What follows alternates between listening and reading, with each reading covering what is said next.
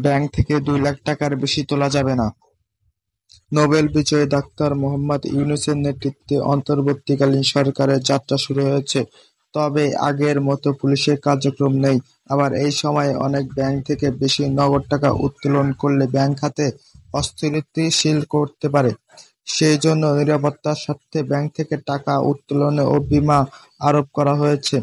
এক হিসাব থেকে ২ লাখের বেশি টাকা উত্তোলন করা যাবে না। এই সিদ্ধান্ত আগামী রোববার পর্যন্ত পুরো সপ্তাহ চলবে। বাংলাদেশ ব্যাংক আজ শনিবার ব্যাংক ব্যবস্থাপনা পরিচালন এমডিকে এক জরুরি বার্তায় নির্দেশ দিয়েছে।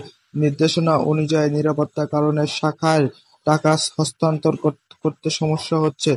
এর জন্য এক হিসাব থেকে ২ লাখ টাকার বেশি উত্তোলন করা যাবে না। চেকের মাধ্যমে লেনদেনের তদারকি জোরদার করতে হবে।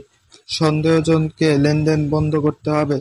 তবে একজন গ্রাহক টাকা উত্তোলন করতে না পারলেও যেকোনো পরিমাণ নগদ টাকা হস্তান্তর ও ডিজিটাল লেনদেন করতে পারবে।